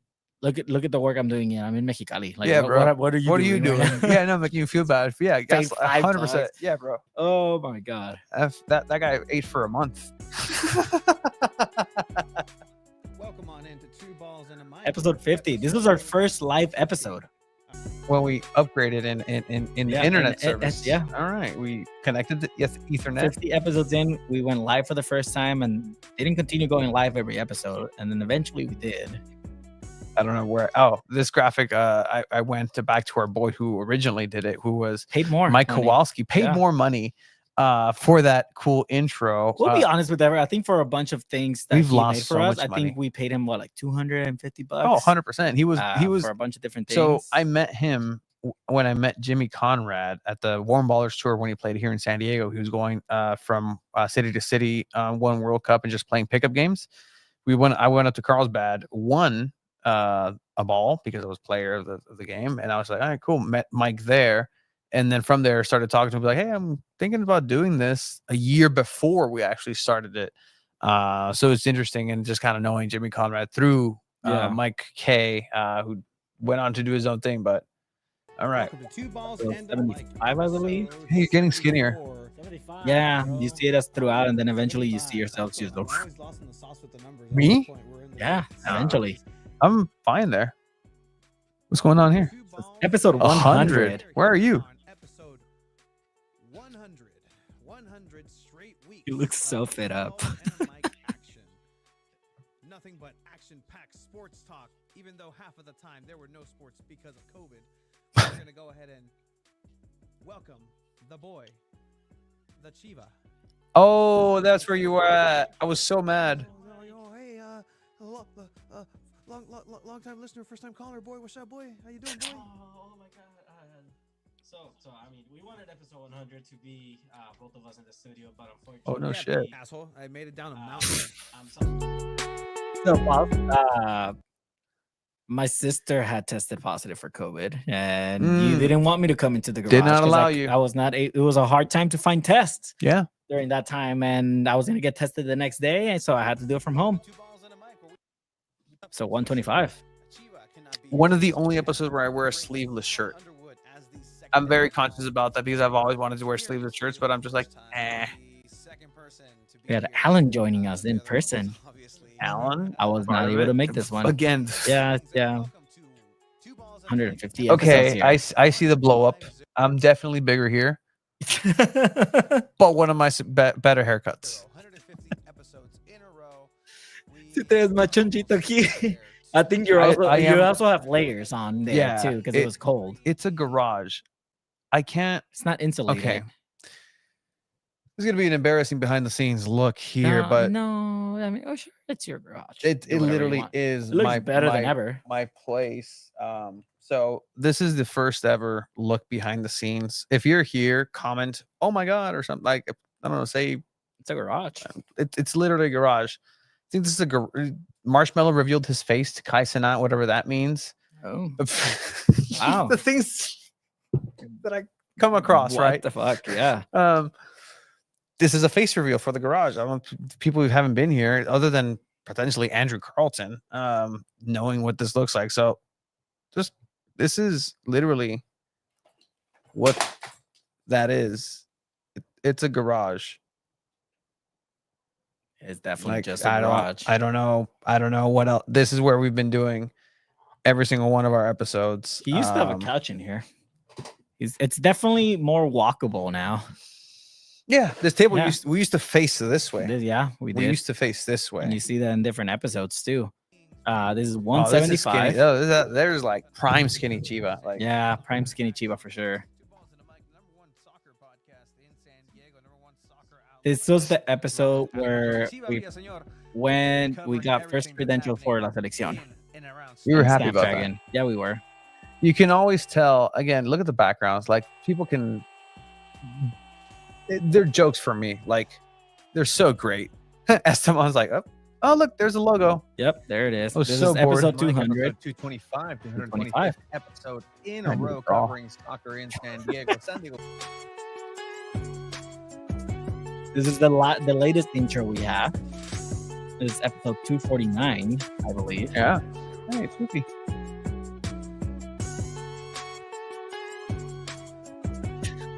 The one time, and again, this is pandemic time, I was allowed, but not allowed to have a mustache.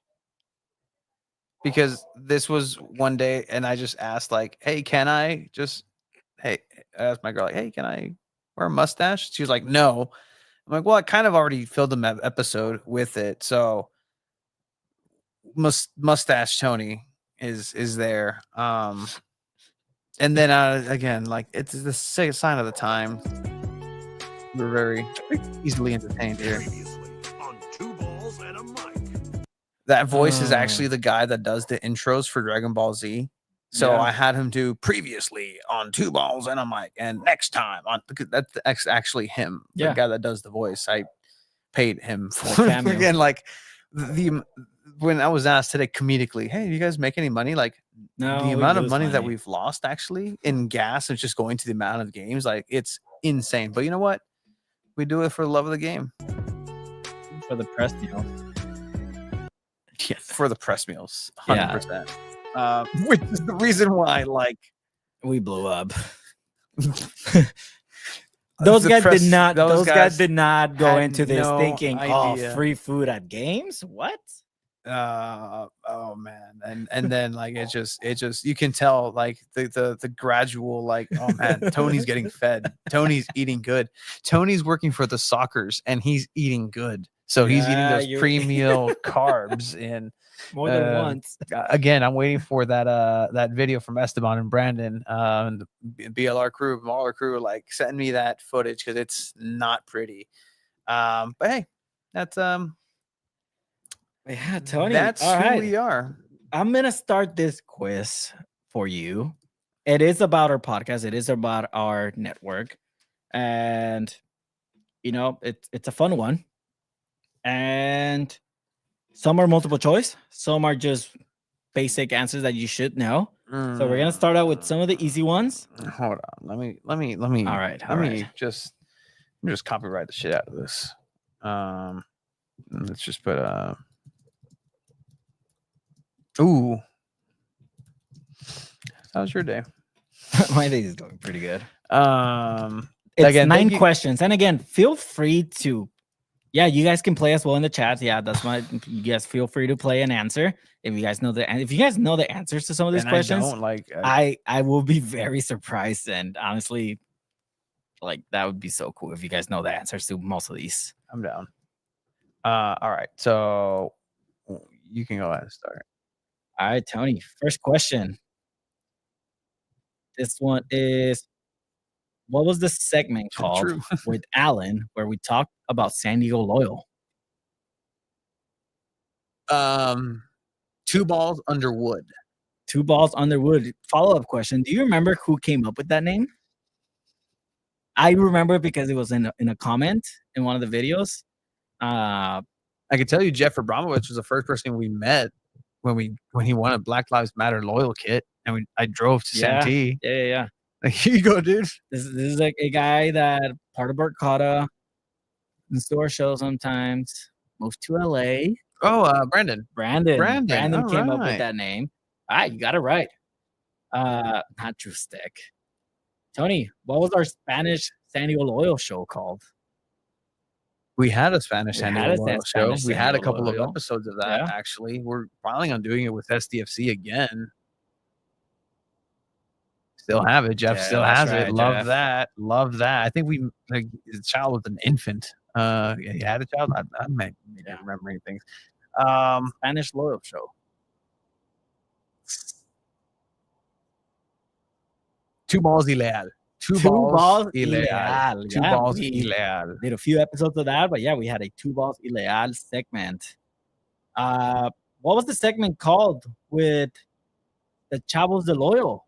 We had a segment with them as well, a podcast with some of them. What was it called?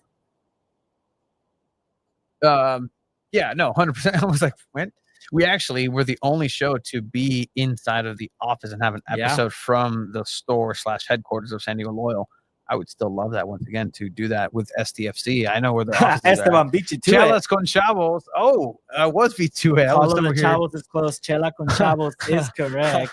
I like Call of the Chavos. Call of the Chavos. That's a good guess. I love that. Chelas con Chavos is correct. All right. Let's see if some of you remember I this like one. this. I Tony, like you this. should know this one. This is one of your proudest segments you created during the pandemic. What was the segment called where we invited comedians on the show? Oh, two balls and a comic. Two balls and Two balls comic. and a comic. There was a moment in time in history where we were in our bag, and I still talk to Dave Williamson, an opening act and barbecue pitmaster expert. Great seasoning. For Bert Kreischer, met Bert Kreischer, went on his tour, but like again, like what are we doing? We Like, got free tickets what to are go we watch doing? Bert Like, it's Kreischer, fine. man. Like, That was so cool. It's really cool, but all right, we won. All right. We won that round. Moving on to the next round. Perfect. This is a multiple choice question answer. What date did the Two Balls episode 1 release? A, February 16, 2020. March 1st, that's B, March 1st, 2020. C, February 4th, 2020. Or D, February 25th, 2020.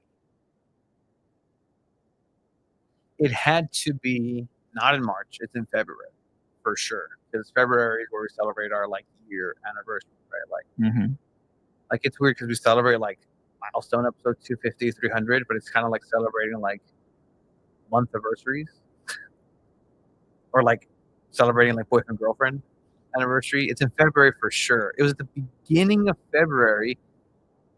We didn't do it in January, but Esteban's guessing February 25th. Kobe thing happened. Don't look it up. Don't look up. Wait, I mean, I'm playing. I'm not looking it up. What were the options again? February 16th, February 4th, or February 25th? February 4th, final answer. That is correct, Tony Sanchez. Yes. February 4th, episode 1 released. A week before that, we released just a preview.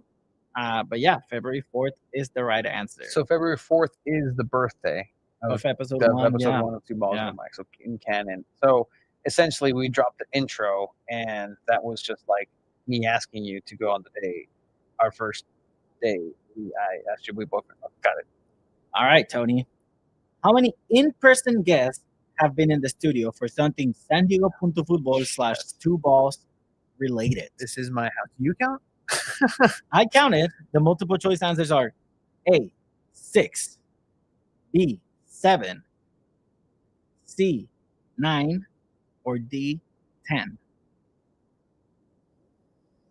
You counted yourself. I'm not counting. You're not this. counting I'm not counting. This is outside people coming in the studio for something that we're both in here together. We're both or in by here ourselves. Well, together. not both, but just it's I about welcome to my house because Andrew Yes. Carlson counts on that, right? Because you weren't here. You were in Cabo. yeah. You wanted no part Andrew of a Carlson would serious count on that. conversation. You ran away. To I'll Cabo give you. and I'll Carson. give you this.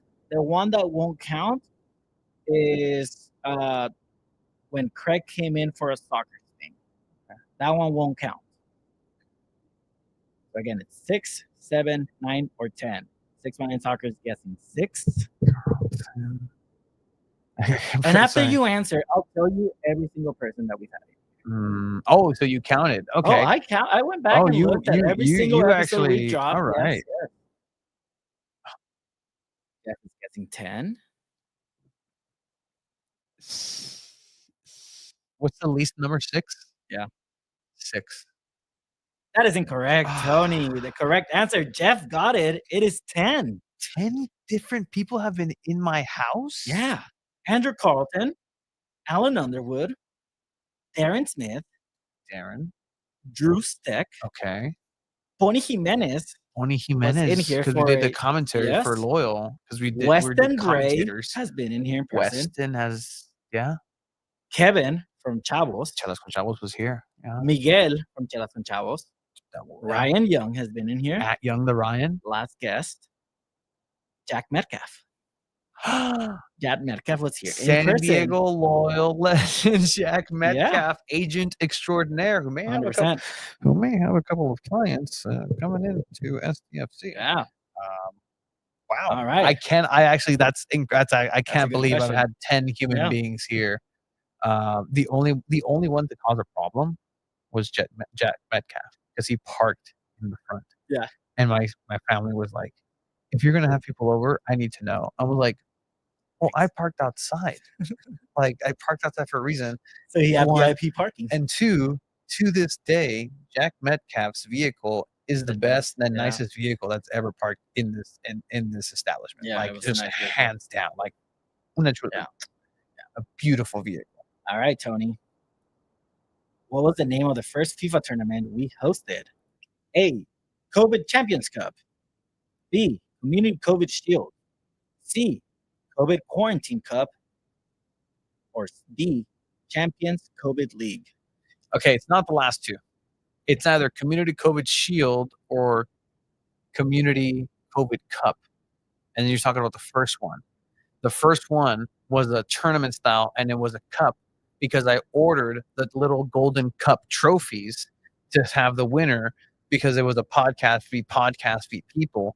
The first winner of that tournament, that cup, was the Fairweather podcast. And I gave the trophy in person to Alan Underwood the first day we came back, which was actually the Phoenix game where San Diego Loyal walked off.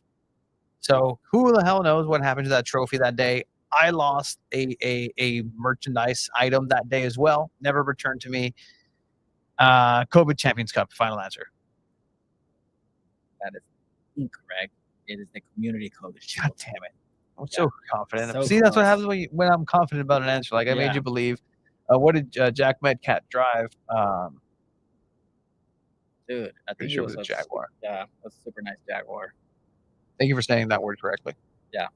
All right. Who was the first soccer player, like pro player, that we interviewed? Was it A.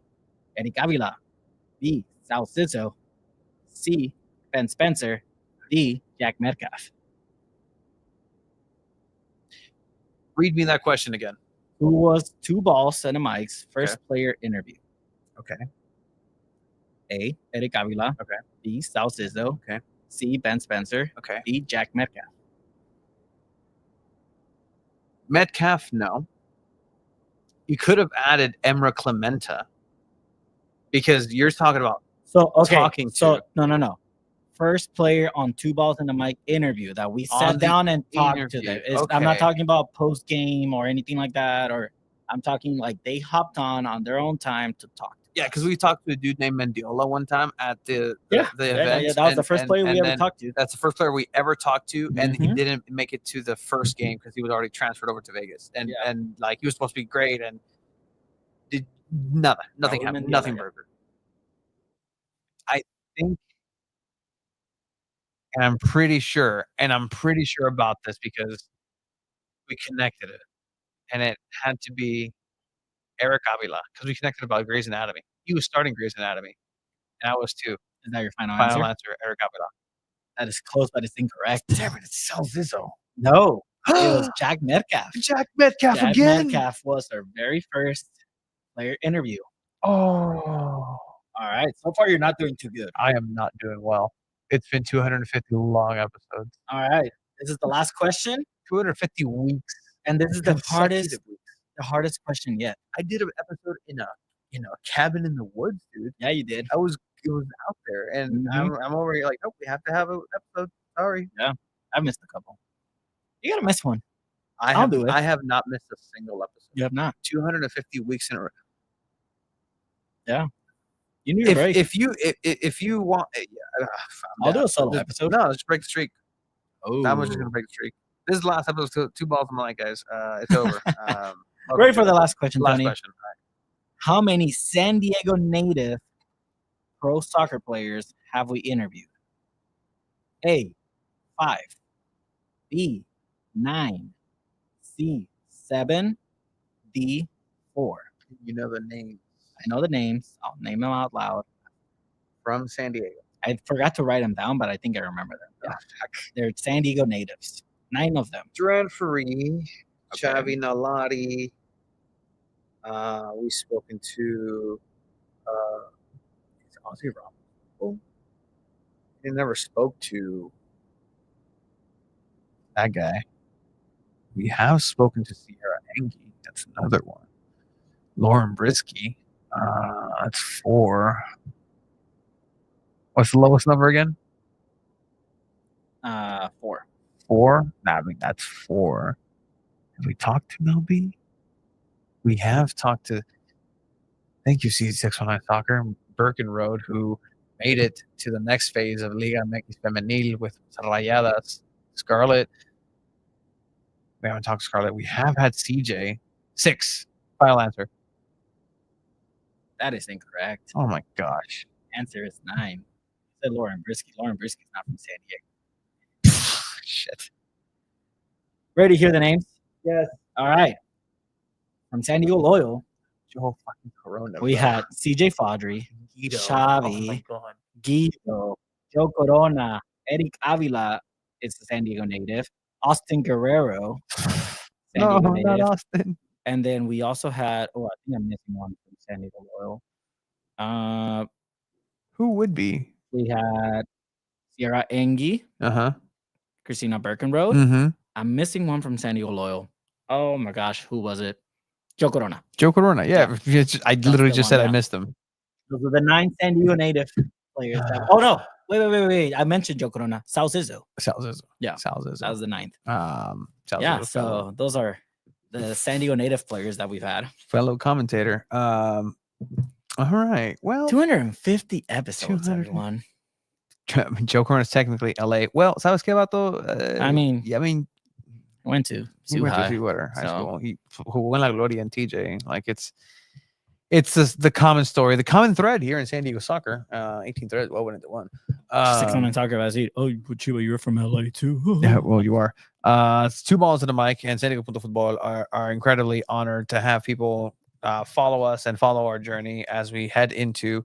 I don't even want to say the final stretch, but just because like the World Cup has been a goal, and that's kind of coming up. But with that, we have had the privilege to do a lot of fun things and things because people support us, and we've been mentioning it, and we've been funding this throughout, and for the first time we're coming and asking for some support as well, but you get something in return as well. San Diego Punto Football, the pre-order for the tees is happening. We're going to go ahead and continue this pre-order up until the end of the month. Yep. Then we're going to go ahead and have a quick turnaround, get those done and made, and then into your hands hopefully within the week, couple of standard business days.